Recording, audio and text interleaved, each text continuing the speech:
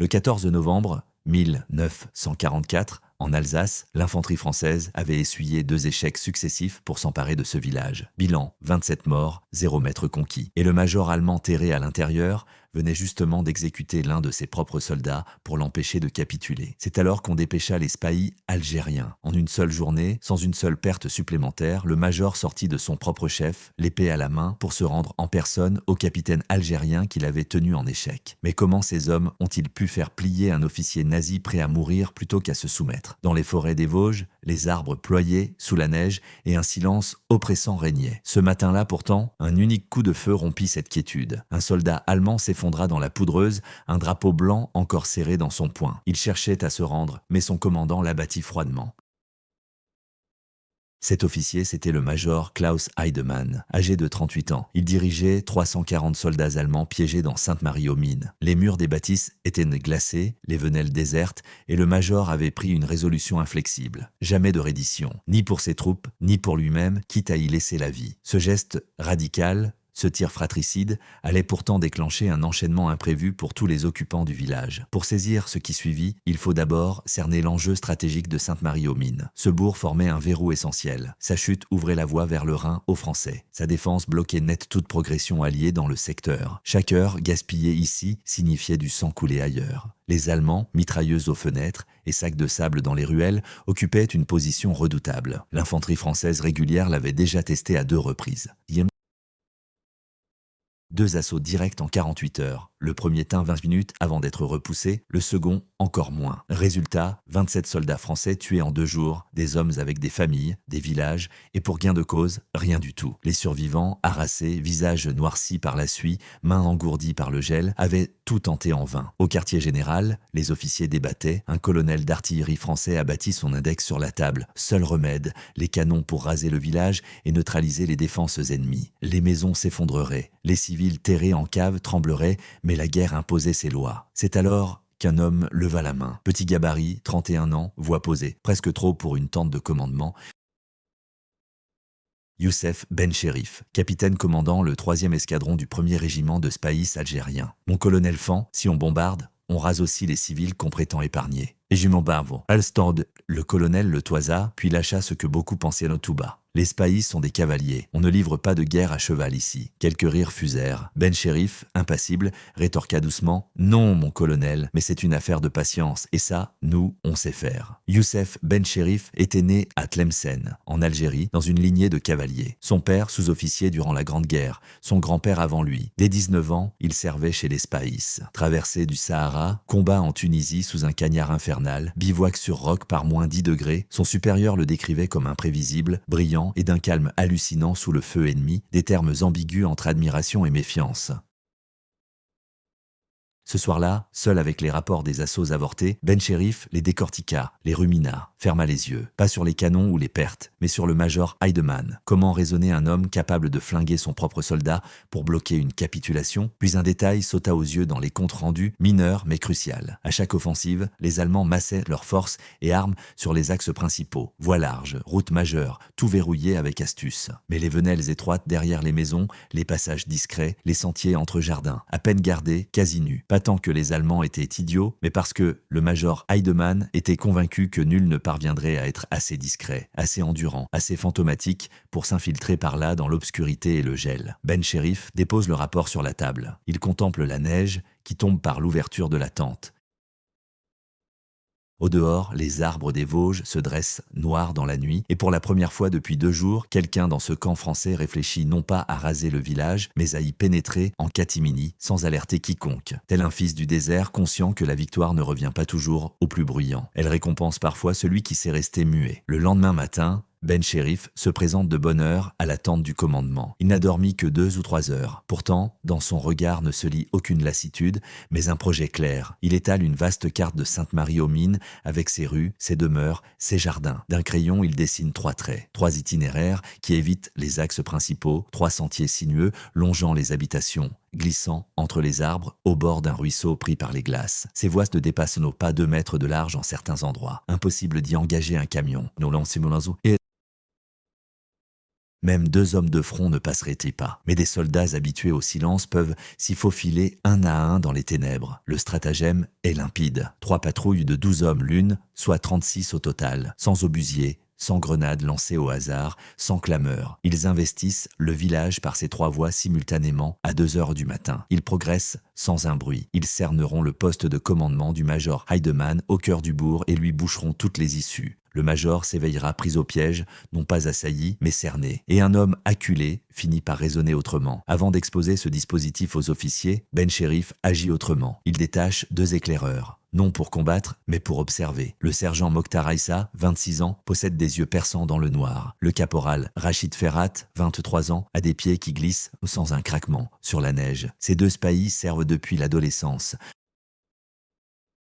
Ils ont été éduqués dans des contrées d'Algérie où l'on maîtrise l'art de se mouvoir la nuit sans alarmer les chiens des hameaux proches. Cette nuit du 13 novembre 1944, ils s'élancent seuls à 22 heures, munis seulement d'un poignard et d'une gourde. Ils rentrent à minuit et demi. Leur récit bouleverse tout. À une centaine de mètres du quartier général allemand se dresse une ancienne grange de bois. Sans sentinelle. Les Allemands l'ont négligé. Pour eux, ce n'est qu'une remise. Pour Ben Cherif, c'est la pièce maîtresse de l'opération. Si ces hommes atteignent cette grange incognito, ils se trouvent à 80 mètres du centre névralgique ennemi, à 80 mètres du major Heidemann. Le surlendemain matin, Ben Cherif soumet son plan au commandant de secteur. L'officier l'entend, croise les bras et refuse. Trop périlleux, argue-t-il. Si les spahis trébuchent, si un seul bruit alerte l'ennemi, le major Heidemann pourrait se venger sur les civils terrés dans le village.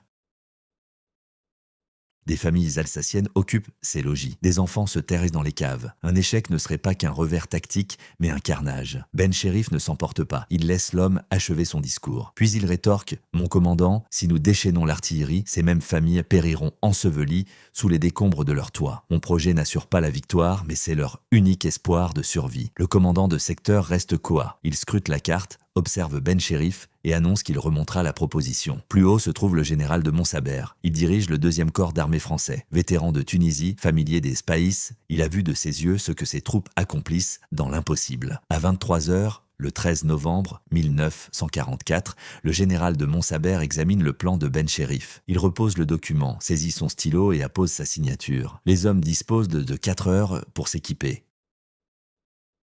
Ils bandent leurs pieds dans des linges épais afin que leurs semelles ne grisonnent pas sur la neige. Ils abandonnent leur casque à la tente, trop pesant, trop cliquetant contre une branche. Ils inspectent leurs fusils, mais ils savent qu'ils ne doivent pas les utiliser. Pas cette nuit, du moins si tout se passe bien. Ben Cherif leur adresse ces mots uniques avant le départ. Vous êtes des fils du désert. La nuit est votre domaine. À 2h30 du matin en novembre 1944, les 36 hommes franchissent les lignes françaises. La température frôle les -4 degrés Celsius. La neige s'élève à 20 cm d'épaisseur dans la forêt. Les 1400 mètres jusqu'à la position ennemie se franchissent dans l'obscurité, en file indienne, sans un bruit. Aucune parole ne saurait rendre compte d'une telle progression. De part et d'autre, les arbres dressent leurs silhouettes imposantes et sombres. La neige étouffe tous les sons, hormis la respiration haletante. Chaque homme veille à inspirer par le nez, avec douceur, pour que le voile de buée dans l'air glacé reste discret au cas où un œil allemand scruterait les ténèbres. Les pas se posent avec précaution, sondant le sol solide sous la couche blanche avant d'y engager tout le poids du corps. Un pas après l'autre, sur 1400 mètres. À 3h17, les 3 groupes occupent leur poste. La grange est reprise sans alerter quiconque. Le PC du major Heidemann se retrouve cerné. Les spahis, à l'intérieur du village, se fondent dans l'ombre, figés, muets comme des spectres. Puis ils patientent, voilà leur atout maître. Ni les fusils, ni les grenades, mais la tente.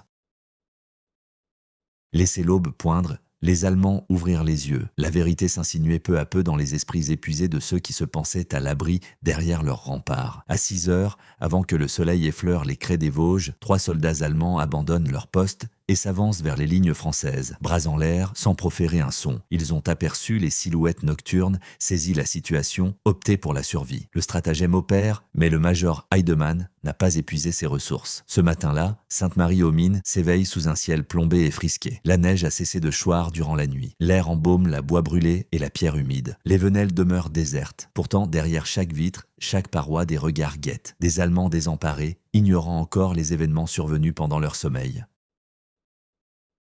Ben Cherif dépêche un émissaire, un jeune Français germanophone, crayon coincé à l'oreille, papier en main. Il s'avance seul vers la porte d'entrée du PC ennemi et y fait passer le pli. Le texte est clair, rédigé en allemand, cote 3-2 minutes de silence, puis 3 détonations résonnent dans le froid, tirées en l'air. Pas une réplique mesurée, mais un éclat de fureur. Heidemann persiste dans le refus. Pourtant, l'ambiance bascule. Ces hommes ont discerné les spahis dans la nuit. Ils mesurent l'encerclement total. Au sein des rangs teutons, une brèche muette s'élargit. Les heures suivantes muent le bourg en un lieu irréel. Pas d'affrontement, ni de coups de feu, ni de déflagration. Juste des spahis pétrifiés à leur place et des Allemands figés, désorientés. L'atmosphère pèse. Dans une bâtisse réquisitionnée, des voix s'enflamment. Des querelles en allemand percent les murs.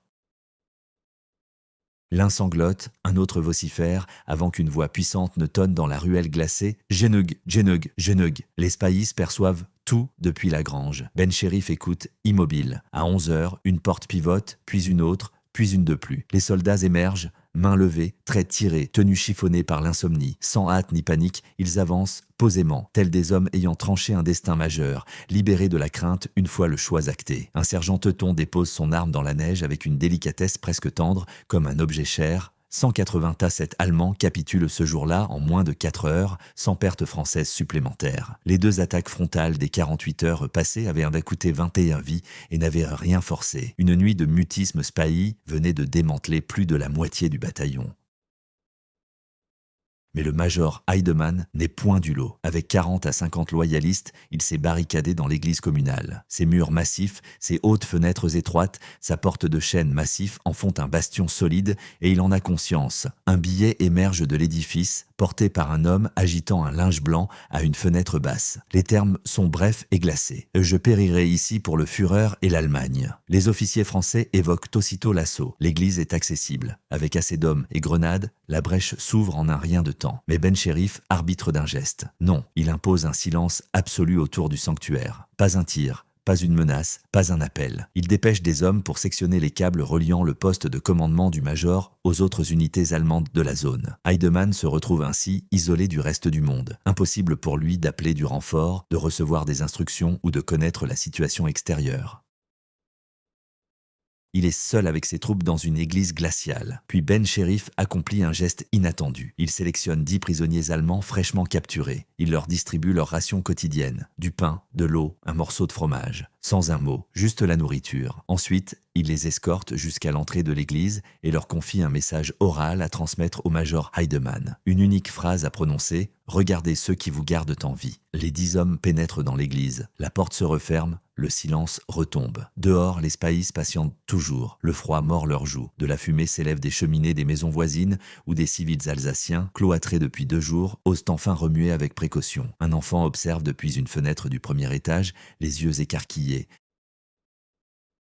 Il contemple ces silhouettes sombres en burnous, figées dans la neige, sans encore saisir ce qu'il voit. Des années plus tard, l'un de ces soldats allemands, relâchés ce matin-là, évoquera ce instant dans un témoignage. Quand nous sommes rentrés auprès du major pour lui rapporter que ces Algériens nous avaient offert du pain et de l'eau, quelque chose s'est effondré dans l'église. À 16h40, le 14 novembre 1944, la lourde porte en bois de l'église s'entrouvre lentement. Le major Klaus Heidemann apparaît en premier, marchant droit, épaule droite, l'épée encore à la ceinture. Il s'avance seul vers le capitaine Ben Chérif. Il s'arrête, muet, dégaine son épée, la présente à 2 mains et l'offre. Le village reste intact. Aucun civil touché. La route vers le Rhin est libre, des heures avant les prévisions des officiers d'état-major, sauvant ainsi des dizaines de vies sur d'autres axes, dans d'autres bourgs. Tout cela parce qu'un homme avait opté pour le silence au lieu des canons, pour le pain plutôt que les grenades. Quand la porte s'éclose sur le dernier Allemand, bien plus qu'une simple bataille prenait fin. Sainte-Marie-aux-Mines tenait debout. Son mur était debout. Ses habitants étaient saufs. Et ceux qui avaient rendu cela possible regagnèrent leurs tentes, la neige aux chevilles, les pieds toujours bandés de chiffons, sans un bruit comme ils étaient arrivés. Dans les jours suivants, les rapports du 2e corps d'armée français circulent entre officiers. Ils qualifient de l'action de Ben Chérif d'une manière précise, une manœuvre d'asphyxie morale. Expression rare dans les manuels d'alors, mais immédiatement saisie par ceux qui la lisent. Il s'agit, sans broyer l'adversaire par la force brute, de l'étouffer par la réalité, de lui révéler peu à peu que sa situation est désespérée, jusqu'à ce que son esprit accepte ce que ses jambes refusent encore. Cette idée ne s'évapore pas après la guerre. Dans les années 1950, des principes de cette tactique intègrent les formations militaires françaises. Sans mentionner Ben Cherif, ni l'histoire des spahis algériens, juste le concept brut, anonyme, comme surgit de nulle part. En janvier 1945, 2 mois après la nuit de Sainte-Marie aux Mines, Youssef Ben Cherif reçoit la Croix de guerre avec palme. La cérémonie est brève. D'autres héros à honorer ce jour-là, d'autres combats à condenser en formules officielles. Ben Cherif accroche sa médaille, serre des mains, rejoint son escadron. Promu commandant peu après. La guerre dure encore jusqu'en mai 1945 et il combat jusqu'au terme. Puis elle s'achève, les hommes rentrent. Ben Cherif regagne l'Algérie. À 32 ans, il a traversé déserts, forêts enneigées, villages embrasés, sauvé des vies françaises, civiles, ennemies, une médaille sous sa chemise. Mais en Algérie, en 1945, un homme comme lui n'obtient pas les mêmes droits qu'un Français de Paris ou Lyon. Les promesses aux soldats nord-africains, égalité, citoyenneté pleine, reconnaissance, ne sont que mots mal tenus. Son nom n'apparaît dans aucun manuel scolaire français, ni ceux de ses hommes. Des centaines de milliers d'Algériens, Tunisiens, Marocains, Sénégalais avaient combattu sous pavillon français durant la Seconde Guerre mondiale. Ils avaient débarqué en Italie, pris part à la libération de Rome, traversé la Provence et avancé jusqu'au Rhin. Tandis que la liesse battait son plein, que les rues de Paris débordaient de fleurs et de musique, nombre d'entre eux regagnaient des terres où on leur intimait le silence et l'attente. Attendre quoi, précisément? Nul ne le précisait. Du côté adverse, le major Klaus Heidemann sort des camps de prisonniers en 1947. Il retourne à Munich, découvre sa ville en ruine, son pays dévasté et une ère qui l'oblige à tout rebâtir de zéro. Il évoque rarement la guerre. Pourtant, dans les années 1980, des archives allemandes dévoilent des mémoires manuscrites, une poignée de pages dans un simple cahier. Parmi elles, une phrase que les historiens retiennent: « Je n'ai pas été vaincu par des armes, j'ai été vaincu par des hommes qui savaient encore ce que j'avais oublié, pourquoi continuer à vivre ?» Une formule singulière émanant d'un officier qui avait abattu l'un des siens pour l'empêcher de capituler. Mais c'est sans doute cet acte qui lui permit de saisir pleinement ce qu'il avait détruit. Non la terreur, non la faim, plutôt 10 hommes surgissant à revers avec du pain et de l'eau tendus vers lui. Des adversaires qui auraient pu le frapper mais s'en abstinrent. De cela, il ignorait que faire. En 2018, le président Emmanuel Macron a publiquement admis la dette de la France envers ses soldats coloniaux. Il a déclaré que ces combattants avaient servi une nation qui ne leur avait pas toujours rendu justice. Une avancée notable, certes. Mais pour Youssef Ben Cherif, pour le sergent Mokhtar Aissa, pour le caporal Rachid Ferhat, pour tous ceux qui avançaient dans la neige des Vosges cette nuit de novembre 1944, cette reconnaissance survient 80 ans trop tard. Ils ne sont plus là pour l'entendre et c'est là sans doute la véritable morale de ce récit. Non la stratégie guerrière, non les statistiques, non même le bravoure de ces soldats dans la forêt gelée. La leçon profonde réside dans nos choix, ce que l'on célèbre, ce que l'on efface. Une tactique perdure dans les ouvrages sans mentionner son inventeur. Un bourg alsacien tient encore debout sans que ses résidents connaissent précisément leur sauveur. Et une médaille oubliée au fond d'un tiroir algérien reste muette.